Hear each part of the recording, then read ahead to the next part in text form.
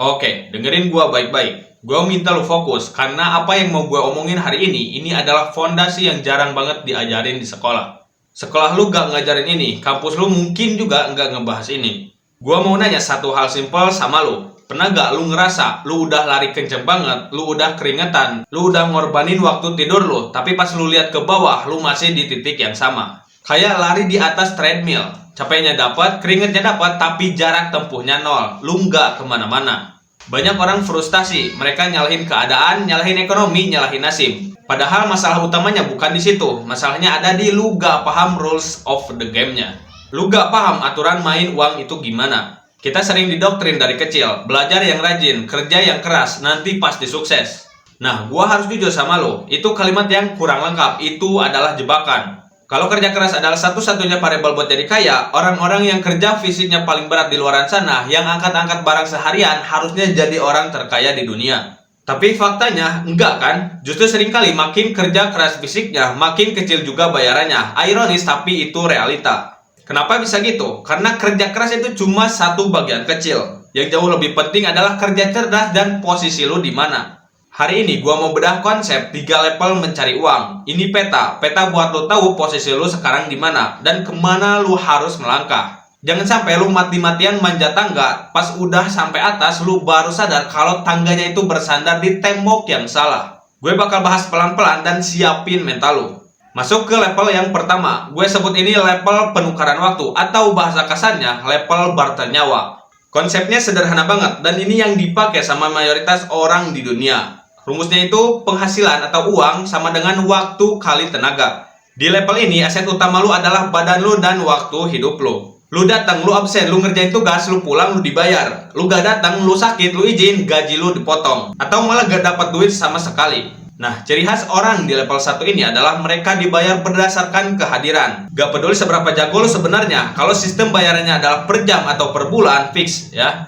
Tanpa ada faktor pengalih lain, lu ada di level 1. Masalahnya apa di sini? Kan halal, kan wajar. Iya halal, iya wajar. Tapi secara matematika kekayaan, ini adalah model bisnis yang buruk buat diri lu sendiri. Kenapa? Karena waktu lu itu terbatas banget. Sehari cuma 24 jam. Lu butuh tidur, makan, sama istirahat. Katakanlah lu super kuat, lu bisa kerja 16 jam sehari. Ya udah, penghasilan lu mentok di 16 jam itu dikali tarif lu. Lu gak bisa kerja 25 jam, mustahil. Ada atap beton di atas kepala lu yang ngebatasin rezeki lu. Dan yang paling ngeri di level ini adalah lu gak punya daya tawar atau leverage. Di mata sistem ekonomi, peran di level 1 ini sering kali dianggap mudah digantikan. Sorry ya, kalau lu ada di posisi ini di mana lu bisa digantikan sama orang baru cuma dalam waktu seminggu training, berarti posisi lu lemah. Suplai tenaga banyak, demand-nya terbatas. Akibatnya, harga atau gaji ditekan. Terus lu mau ngapain? Lu mau lembur. Lembur itu cuma nambahin sedikit air ke ember yang bocor. Lu ngorbanin kesehatan lu, waktu sama keluarga lu cuma buat nambah duit yang sebenarnya bakal habis juga dimakan inflasi.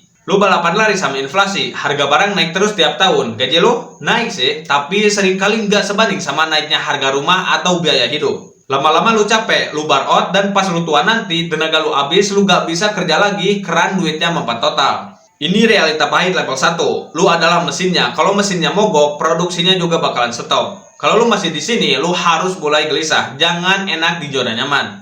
Sekarang pembahasan gua naik ke level 2. Ini levelnya para ahli, para spesialis, atau orang-orang yang punya skill tinggi. Rumusnya berubah sedikit tapi signifikan, yaitu penghasilan atau uang sama dengan nilai atau value dikali solusi. Di sini lu gak dibayar murah cuma buat hadir. Lu dibayar mahal karena isi kepala lu. Lu dibayar karena lu bisa nyelesain masalah yang orang lain gak bisa selesain. Contohnya siapa? Banyak ya. Lu cari aja.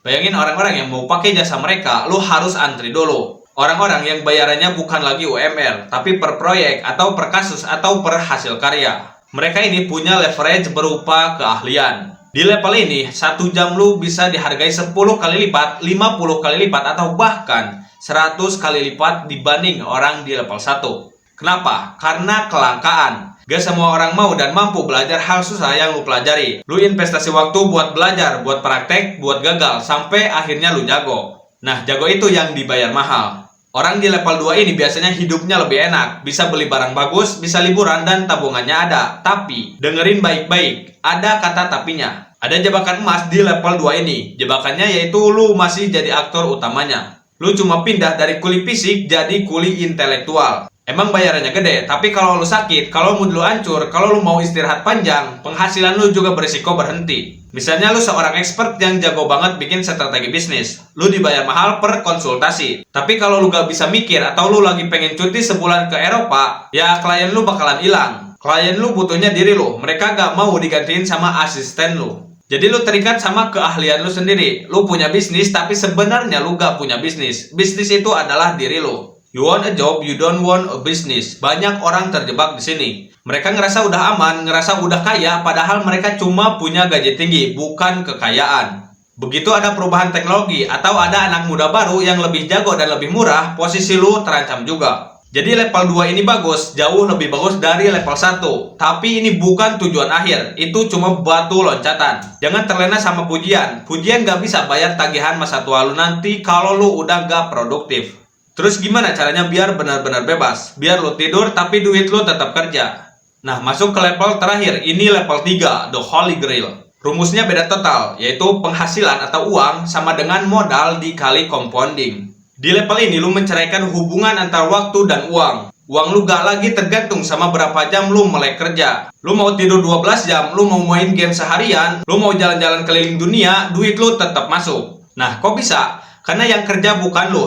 Yang kerja adalah aset lu. Lu punya bisnis yang udah bersistem, di mana ada manajer dan tim yang jalanin operasionalnya. Lu cuma terima laporan dan ambil keputusan strategis doang. Di level ini lu memanfaatkan tenaga dan kepintaran orang lain atau leverage people dan memanfaatkan uang lu sendiri atau leverage capital. Coba bayangin, lu punya saham di perusahaan raksasa. Di perusahaan itu ada ribuan orang level 1 yang kerja rajin banget. Ada ratusan orang di level 2 yang pinter banget mikirin inovasi. Mereka semua kerja keras setiap hari supaya perusahaannya untung. Dan karena lu yang punya modal, pas perusahaan untung lu dapat bagiannya. Tanpa lu harus datang ke kantor mereka, tanpa lu harus ikut rapat. Adil gak? Secara sistem kapitalisme, ya itu aturannya. Siapa yang berani ambil resiko naruh modal, dia yang dapat reward tanpa batas. Orang kaya sejati, mereka fokusnya bukan gimana cara dapat gaji lebih gede bulan depan. Fokus mereka adalah gimana cara nambah aset gua bulan ini. Aset apa yang bisa gua beli sekarang yang bakal ngasilin duit buat gua 10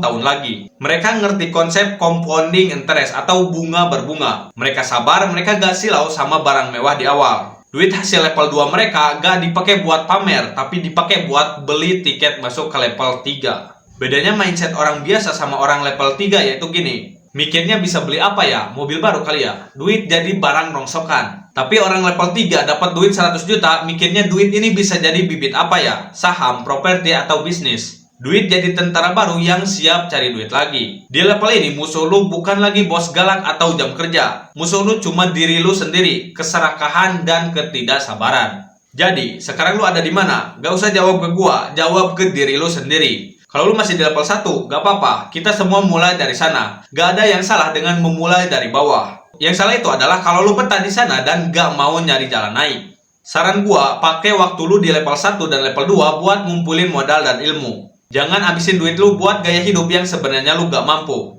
Tahan diri lu, investasi leher ke atas. Belajar skill baru, belajar soal keuangan, belajar soal investasi. Dunia ini kejam buat orang yang gak ngerti aturannya. Tapi dunia ini bakalan ngasih segalanya buat orang yang paham cara mainnya. Lu punya pilihan. Lu mau seumur hidup nuker waktu lu yang berharga demi uang receh, atau lu mau berjuang sekarang. Sakit-sakit sekarang, bangun aset lu, supaya nanti uang yang melayani lu. Keputusan ada di tangan lu. Jangan cuma jadi penonton, lakuin sesuatu.